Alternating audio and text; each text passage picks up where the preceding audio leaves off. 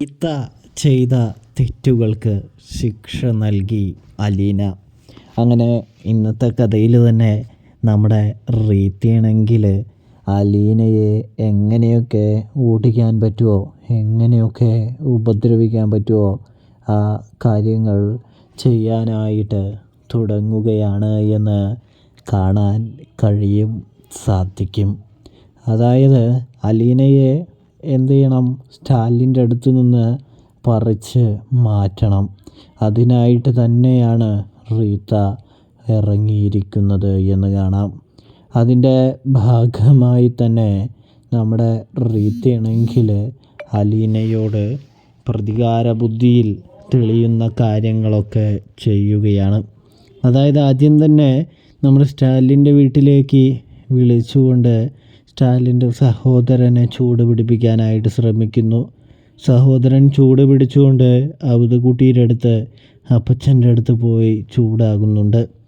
ഇതേ സമയം എൻ്റെ പൊന്നുമോനെ, നീയല്ലാതെ അവരുടെ വാക്ക് കേട്ട് വിശ്വസിക്കുമോ? അവരെ പോലെ വൃത്തികെട്ടവർ വേറെ ഈ ലോകത്ത് ആരുമില്ല എന്ന് പറയുന്നത് കാണാൻ സാധിക്കുന്നു. അവർക്ക് സ്വത്തിനോടും പണത്തിനോടും ഒരുപാട് ആർത്തിയാണ് എന്നും പറയുന്നുണ്ട്. അവർ പറഞ്ഞതിൽ 2-3 കാര്യമൊക്കെ ശരി തന്നെയാണ്.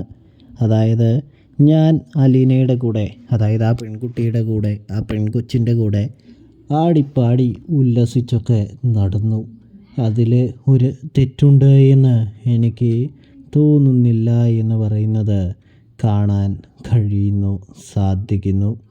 ഇതേ സമയമാണെങ്കിൽ അപ്പൻ എന്തിനാ ആവശ്യമില്ലാത്തതൊക്കെ ചെയ്യാനായിട്ട് നിന്നത് എന്ന് ചോദിക്കുമ്പോൾ, ആവശ്യമില്ലാത്തതൊന്നുമല്ല, നീ ചെയ്തായാലും അത് ശരി തന്നെയാണ് എന്ന് പറയുന്നു.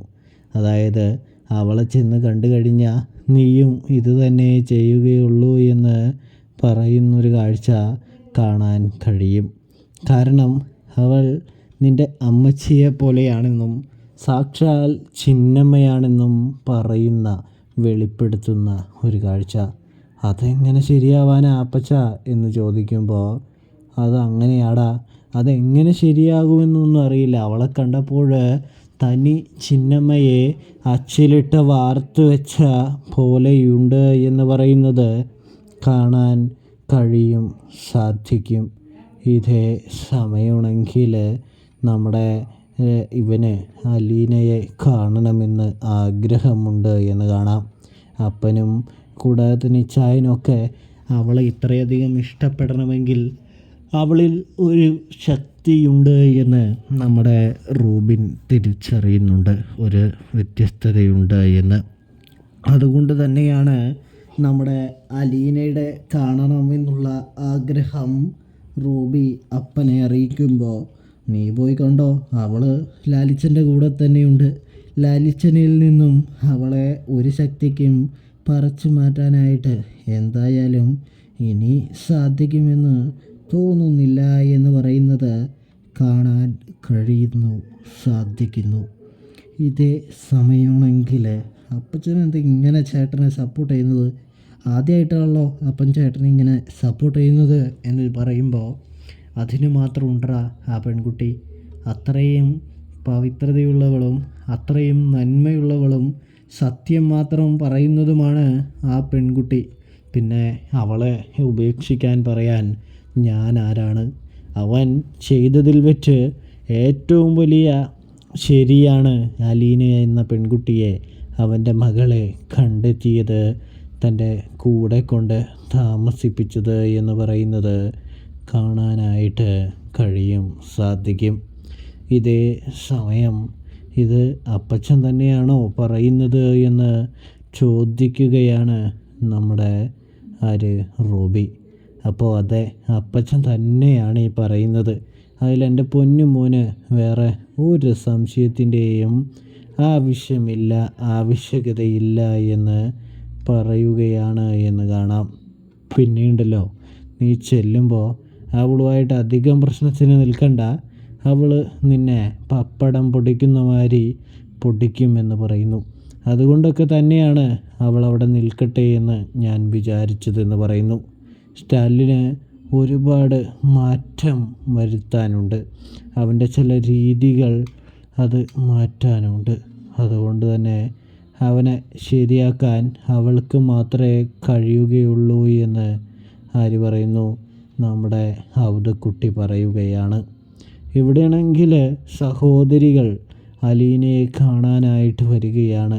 പപ്പയ്ക്ക് തങ്ങളെ വേണോ അതോ ഇവരെ വേണോ എന്ന് ചോദിക്കാനായിട്ട്. അപ്പോഴാണെങ്കിൽ അലീനയെ കാണണമെന്ന് അവർ പറയുന്നുണ്ട്.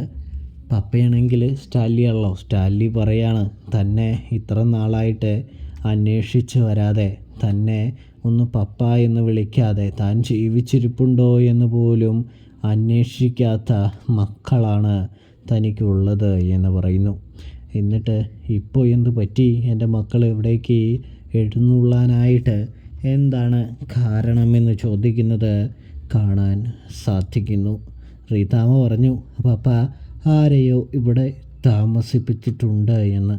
അതുകൊണ്ട് തന്നെ ആ പെൺകുട്ടിയെ എന്തായാലും പറഞ്ഞു വിടണമെന്ന് പറയാനായിട്ട് വന്നതാണ് എന്ന് പറയുമ്പോൾ റീതാമ്മയ്ക്ക് അതിനുള്ള ഉത്തരം ഞാൻ കൊടുത്തിട്ടാണല്ലോ വിട്ടത്. അവളെപ്പോലെ ഒരു സ്ത്രീ പറയുന്നത് എൻ്റെ വീട്ടിൽ കേൾക്കാൻ ഞാൻ ഒരുക്കമല്ല എന്ന് പറയുന്നത് കാണാൻ സാധിക്കും. കൂടാതെ അവൾ എന്ത് പറഞ്ഞാലും ഞാൻ അനുസരിക്കാനായിട്ട് പോകുന്നൊന്നുമില്ല എന്ന് പറയുകയാണ്. അവൾ ഒരു കള്ളിയാണ് എന്ന് പറഞ്ഞു വയ്ക്കുന്നു. ദേ, ഞങ്ങളുടെ ആൻറ്റിയെക്കുറിച്ച് അനാവശ്യമൊന്നും പറയരുത് കേട്ടോ എന്ന് പറയുമ്പോഴേക്കും അലീന അവിടേക്ക് വന്നെത്തുകയാണ്. തുടർന്ന് റീത്തയുടെ കാര്യങ്ങളൊക്കെ അലീനയും ചേർന്ന് പറയുകയാണ്. നിങ്ങളുടെ ആൻറ്റിയെ നിങ്ങൾ ഇതുവരെയും മനസ്സിലാക്കിയിട്ടില്ല എന്നും നിങ്ങളുടെ ആൻറ്റി ഒരുപാട് പണം പപ്പയിൽ നിന്നും വാങ്ങിയെടുക്കുന്നുണ്ടെന്നുമുള്ള രഹസ്യം നമ്മുടെ അലീന അറിയിക്കുകയാണ്. ഇതേ സമയം അലീനയുടെ വാക്കുകളിലെ സത്യം അവർക്ക് മനസ്സിലാകുന്നത് കൊണ്ട് തന്നെ തങ്ങൾക്ക് പപ്പയുടെ കൂടെ നിന്നാൽ മതി എന്ന് പറയുന്നു. തുടർന്ന് റീത്ത വിളിക്കാൻ വരുമ്പോൾ വരുന്നില്ല എന്ന് പറയുമ്പോൾ റീത്തയ്ക്ക് ദേഷ്യം വരുന്നുണ്ട് കേട്ടോ. റീത്തയാണെങ്കിൽ ദേഷ്യപ്പെടുന്ന സമയം നിങ്ങളുടെ അധികാരവും പവറൊക്കെ കഴിഞ്ഞിരിക്കുകയാണ് റീത്താൻറ്റി. ഇനി ഇവിടെ എൻ്റെ പപ്പയുടെ അടുത്ത് ഇവർ നിൽക്കുകയുള്ളൂ. തൻ്റെ പപ്പയുടെ ചോറ് തിന്നിട്ട് പപ്പയെ തന്നെ ചതിക്കുകയായിരുന്നില്ലേ നിങ്ങൾ ഇത്രയും കാലം? ഇനി ആ ചതിയുടെ കയ്പ് നിങ്ങളും അനുഭവിക്കൂ എന്ന് പറഞ്ഞുകൊണ്ട് തന്നെ തല്ലി പുറത്താക്കുകയാണ് എന്ന് കാണാനായിട്ട് കഴിയും. സ്റ്റാലിയാണെങ്കിൽ അലീനയുടെ തീരുമാനത്തെ ശരിവെക്കുന്നതും കാണാനായിട്ട് സാധിക്കുന്നുണ്ട്. പ്രേക്ഷകരെ, പ്രിയ കൂട്ടുകാരെ, നമ്മുടെ റീത്ത ഓരോന്നായി പടിയിറങ്ങിക്കൊണ്ടേയിരിക്കുന്നു. സബ്സ്ക്രൈബ്